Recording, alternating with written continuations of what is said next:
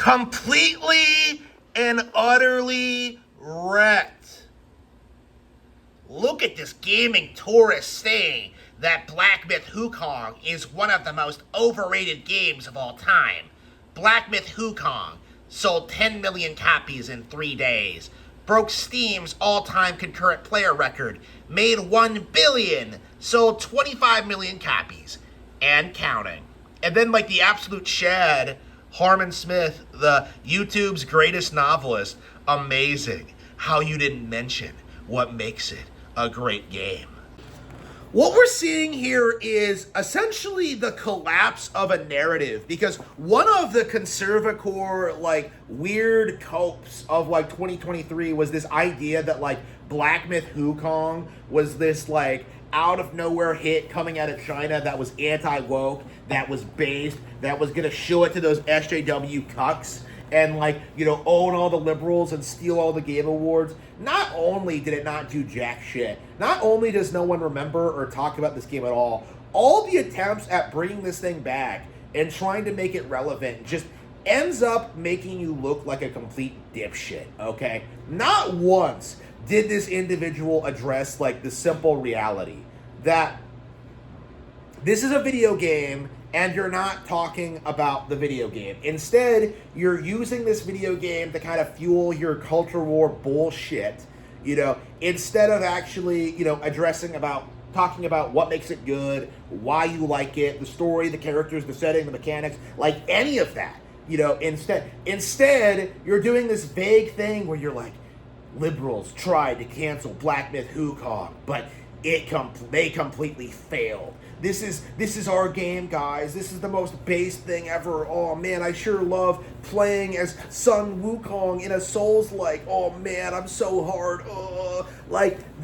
That was their mindset. You know, I saw people who definitely didn't play this game. People like Sutter and Craig, you know, people from the Side Scrollers crew, like trying to glaze this as like some major industry-defining thing. Like, this was supposed to be, like, this huge cultural thing. Like, this was supposed to be, like, the game, okay? It was supposed to be this big deal. It was supposed to be this, like, thing. Like, it was supposed to be, like, one of the best games ever produced. And the simple fact of the matter is, looking into it a little bit, it's typical Chinese slop bullshit. Because, like, the Chinese do this thing, this is a Chinese-developed game, where they do these, like, elaborate viral marketing campaigns to pretend their games are a lot more popular than they are. So, of course, you have Genshin Impact in that period of time where they were, like, trying to tell people that it was bigger than Breath of the Wild and way more popular. It was just a bunch of sponsored streams and, you know, paying cosplayers to, like, dress up as the characters. That's it. You know, outside of, like, conventions, you'll never hear anyone talk about Genshin Impact at all. Because, you know, conventions are where the Chinese are going to promote their shit, you know? And Black Myth Wukong was the same thing, where, like, you know, they decided to do this thing where they decided to glaze their game as, like, this anti-woke thing that was, like, completely devoid of, like, politics and, like, woke propaganda. And, like, certain demographics, like, leapt on that and, like, really fought to make this, like, some huge thing. It was kind of like what happened with Stellar Blade. But, like, you know, in a lot of ways, like, even more nefarious, because people tried telling you that this was, like, this huge success story, that this was, like, some huge deal, that this was some huge cultural, like, gaming milestone, and it just wasn't. You know, I have never heard anyone talk about Black Myth Wukong ever outside of this politically motivated context. And that's kind of the issue we're having with a lot of these modern AAA slop, okay, from China or otherwise, is that, you know, woke is dead, but we're seeing the same behaviors and patterns start to, like, latch themselves onto people, like, who promote themselves as more conservative, right? So, like, the woke SJW, like, hipster welfare, that kind of political grift is dying and has been for a long time. But in its place, we're starting to see, like, conservative grifting. We're starting to see people, like, advocate for morality and for, like, politics to get out of games. But, like, the reality of it is, it comes down to the same thing. where they are demonizing certain developers and games for like having certain political ideologies, believing certain things, making certain games while glazing others.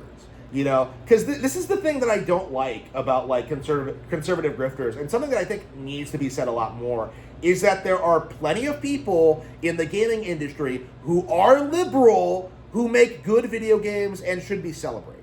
Like this is the problem with like the anti-woke grift at its core, is that it doesn't understand nuance. It's not able to discern between like good, high quality products that put together things that people genuinely enjoy and like versus like political grifts. Like instead, what we see is like a lot of these things being lumped together and like being treated as if they're all the same.